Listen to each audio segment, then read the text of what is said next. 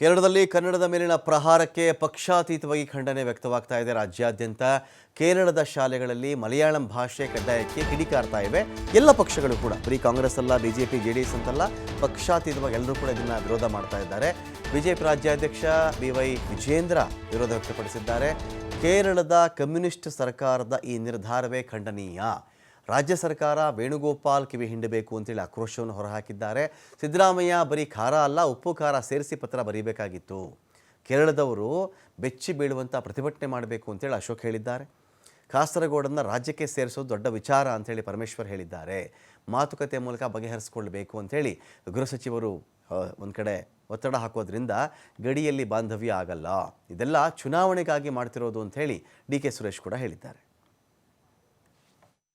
ರಾಜ್ಯದ ನಮ್ಮ ಕರ್ನಾಟಕ ಗಡಿ ಭಾಗದಲ್ಲಿರುವಂತಹ ಪ್ರದೇಶದಲ್ಲಿ ಅಲ್ಲಿಯ ಸರ್ಕಾರ, ಕಮ್ಯುನಿಸ್ಟ್ ಸರ್ಕಾರ, ಕನ್ನಡ ಶಾಲೆಗಳಲ್ಲಿ ಮಲಯಾಳಂ ಭಾಷೆಯನ್ನು ಹೇರುವಂಥ, ಒತ್ತಾಯಪೂರ್ವಕವಾಗಿ ಮಲಯಾಳಂ ಭಾಷೆಯನ್ನು ಹೇರುವಂಥ ಒಂದು ಕೆಲಸಕ್ಕೆ ಆ ಸರ್ಕಾರ ಕೈ ಹಾಕಿರುವಂಥದ್ದು ಇದು ಖಂಡನೀಯ.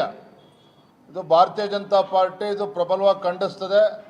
ಅಷ್ಟೇ ಅಲ್ಲ, ಎಲ್ಲ ಕನ್ನಡ ಪರ ಸಂಘಟನೆಗಳು ಕೂಡ ಇದರ ಪ್ರಬಲ ವಿರೋಧವನ್ನು ಮಾಡಿದೆ. ನಾನು ರಾಜ್ಯದ ಮುಖ್ಯಮಂತ್ರಿಗಳಲ್ಲಿ ಕೇಳೋದಕ್ಕೆ ಇಚ್ಛಪಡ್ತೇನೆ, ಏನು ನಿಮ್ಮ ರಾಷ್ಟ್ರದ ಕಾಂಗ್ರೆಸ್ ಪಕ್ಷದ AICCಯ ಪ್ರಧಾನ ಕಾರ್ಯದರ್ಶಿಗಳು ಅವರ ಬ್ರದರ್ಸ್ ಮಾಡಿರುವಂಥದ್ದು, ಸಿದ್ದರಾಮಯ್ಯ DK ಶಿವಕುಮಾರ್ ಅವರ ಬ್ರದರ್ಸ್. ಯಾಕಂದ್ರೆ ಕೇರಳ ಅದು ಯಾವುದೋ INDA ಅಲ್ಲ, INDA ಅವರ ಪಾರ್ಟ್ನರು, ಅಂದರೆ ಕ್ಲೋಸ್ ಪಾರ್ಟ್ನರ್ಸು, ಫ್ರೆಂಡ್ಸು, ಆ ಕ್ಲೋಸೆಸ್ಟ್ ಅವ್ರಿಗೆ ಮೊದಲೇ ಇವ್ರ ಹತ್ರ ಮಾತಾಡಿರ್ತಾರೆ.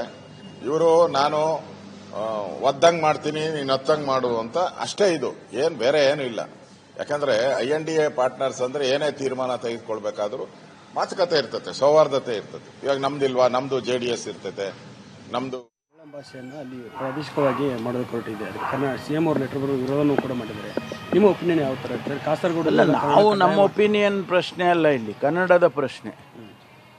ಸುಮಾರು 220 ಏನೋ ಶಾಲೆಗಳಿದ್ದಾವೆ ಬಾರ್ಡರ್ನಲ್ಲಿ ಅಂತ.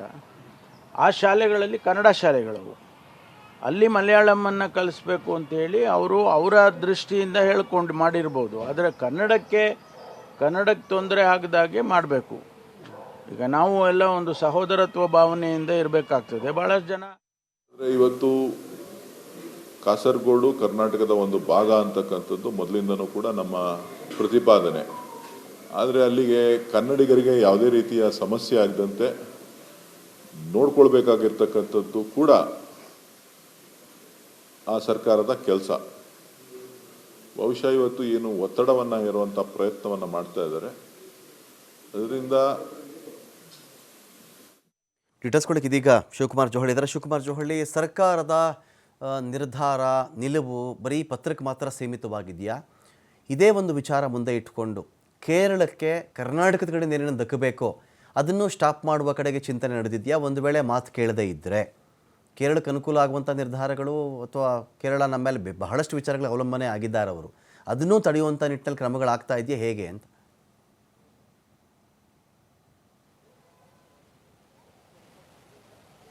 ರಮಕಾಂತಿ, ಕೇರಳ ಸರ್ಕಾರ ಜಾರಿಗೆ ತರಲು ಹೊರಟಿರುವಂತಹ ಮಲಯಾಳಂ ಭಾಷಾ ನೀತಿಗೆ ಈಗ ರಾಜ್ಯ ಸರ್ಕಾರ ತೀವ್ರವಾಗಿ ವಿರೋಧವನ್ನು ವ್ಯಕ್ತಪಡಿಸ್ತಾ ಇದೆ.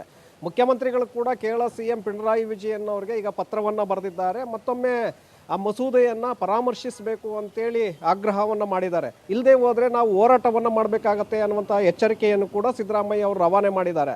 ಆದರೆ ಇಲ್ಲಿ ಗಮನಿಸಬೇಕಾಗಿರುವಂಥದ್ದು, ಎರಡೂ ರಾಜ್ಯಗಳ ನಡುವೆ ಉತ್ತಮವಾದಂಥ ಒಂದು ಸಂಬಂಧ, ಬಾಂಧವ್ಯ ಈಗ ಮೂಡ್ತಾ ಇತ್ತು.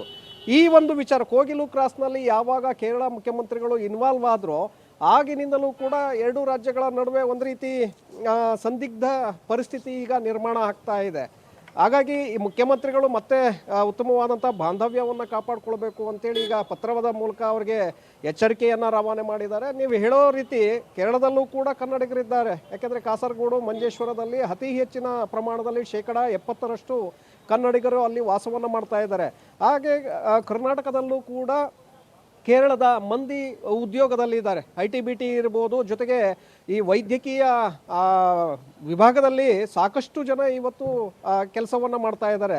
ಸೊ ಒಂದು ವೇಳೆ ಎರಡೂ ರಾಜ್ಯಗಳ ನಡುವೆ ಏನಾದರೂ ಉದ್ವಿಗ್ನತೆ ಪರಿಸ್ಥಿತಿ ಏನಾದರೂ ನಿರ್ಮಾಣ ಆಗಿದ್ದೇ ಆದರೆ ಎರಡೂ ರಾಜ್ಯಗಳಿಗೂ ಕೂಡ ಈ ಇರುವಂತಹ ಭಾಷಿಕರಿಗೆ ಸಮಸ್ಯೆ ಆಗತ್ತೆ. ಆ ನಿಟ್ಟಿನಲ್ಲೇ ಇದರ ಬಗ್ಗೆ ನೀವು ಮತ್ತೊಮ್ಮೆ ಪರಾಮರ್ಶನೆ ಮಾಡಬೇಕು ಅಂತೇಳಿ ಮುಖ್ಯಮಂತ್ರಿಗಳು ಹೇಳಿದ್ದಾರೆ. ಕೇರಳ ಸರ್ಕಾರದ ಜೊತೆ ಮುಖ್ಯ ಕಾರ್ಯದರ್ಶಿಗಳು ಕೂಡ ಈಗಾಗಲೇ ಪತ್ರ ವ್ಯವಹಾರವನ್ನು ಮುಂದುವರಿಸಿದ್ದಾರೆ. ಇದರ ಬಗ್ಗೆ ಚರ್ಚೆಗಳು ಕೂಡ ನಡೀತಾ ಇದೆ. ಒಂದು ವೇಳೆ ಏನಾದರೂ ಇದನ್ನು ಹಿಂದಕ್ಕೆ ಅವರು ತೆಗೆದುಕೊಳ್ಳದೆ ಹೋದರೆ ಆಗ ಅನಿವಾರ್ಯವಾಗಿ ಸುಪ್ರೀಂ ಕೋರ್ಟ್ನ ಮೆಟ್ಟಿಲನ್ನು ಏರಬೇಕಾಗತ್ತೆ. ಆ ನಿಟ್ಟಿನಲ್ಲೂ ಕೂಡ ಕಾನೂನು ತಜ್ಞರ ಜೊತೆ ಈಗ ಮುಖ್ಯಮಂತ್ರಿಗಳು ಚರ್ಚೆಯನ್ನು ಮಾಡಿದ್ದಾರೆ. ಯಾಕೆಂದರೆ ಹಿಂದೆ 2016ರಲ್ಲೂ ಕೂಡ ಇದೇ ಒಂದು ನೀತಿಯನ್ನು ತರುವುದಕ್ಕೆ ಕೇರಳ ಸರ್ಕಾರ ಆಗಲೂ ಕೂಡ ಪ್ರಯತ್ನವನ್ನು ಮಾಡಿತ್ತು. ಆದರೆ ಅದಕ್ಕೆ ಆಗ ಕೋರ್ಟೆ ತಡೆಯನ್ನು ಕೊಟ್ಟಿತ್ತು. ಇದರಿಂದ ಒಂದು ಕಡೆ ಕನ್ನಡಿಗರಿಗೂ ಕೂಡ ನಿರಳತೆ ಇತ್ತು. ಈಗ ಮತ್ತೆ ರಾಷ್ಟ್ರಪತಿಗಳಿಗೆ ಮೊರೆ ಹೋಗೋದಕ್ಕೂ ಕೂಡ ಕಾಂಗ್ರೆಸ್ ಸರ್ಕಾರ ಈಗಾಗಲೇ ಮುಂದಾಗ್ತಾ ಇದೆ. ಒಂದು ವೇಳೆ ಕೇರಳ ಸರ್ಕಾರ ಏನಾದರೂ ಈ ವಿಚಾರದಲ್ಲಿ ಸರಿಯಾದಂಥ ನಿರ್ಧಾರವನ್ನು ತೆಗೆದುಕೊಳ್ಳದೆ ಹೋದರೆ ಆಗ ಅನಿವಾರ್ಯವಾಗಿ ನೀವು ಹೇಳಿದಾಗೆ ಕೇವಲ ಪತ್ರ ವ್ಯವಹಾರ ಮಾಡಿದ್ರೆ ಇದು ಆಗೋದಿಲ್ಲ. ಕೆಲವು ಎಚ್ಚರಿಕೆಗಳನ್ನು ಕೂಡ ರವಾನೆ ಮಾಡಬೇಕಾಗತ್ತೆ. ಆ ಸಂದರ್ಭದಲ್ಲಿ ಕೇರಳ ಸರ್ಕಾರ ಕೂಡ ಮಣಿಬಹುದು ಅಥವಾ ಇದೇ ನೀತಿಯನ್ನು ಅವರು ಅನುಸರಿಸಿದ್ದೇ ಆದರೆ ಆಗ ಕಾನೂನು ಹೋರಾಟ ಕೂಡ ಇದೆ ಮತ್ತು ರಾಷ್ಟ್ರಪತಿಗಳ ಮೊರೆ ಹೋಗುವಂಥದ್ದು ಕೂಡ ಇದೆ. ರಮಕಾಂತ್, ಓಕೆ, ಅಂದ್ರೆ ಈಗ ಇಲ್ಲಿ ಕೇರಳ ಎಲೆಕ್ಷನ್ನಲ್ಲಿ ಕಾಸರಗೋಡು, ಮಂಜೇಶ್ವರ ಈ ಭಾಗದ ಮಲಯಾಳಿ ಭಾಷಿಕರನ್ನ ಮೆಚ್ಚಿಸುವ ಸಲುವಾಗಿ ಪಿಣರಾಯಿ ವಿಜಯನ್ ತೆಗೆದುಕೊಳ್ತಾ ಇರ್ತಕ್ಕಂಥ ನಿರ್ಧಾರವಾಯಿತು ಅಂತ.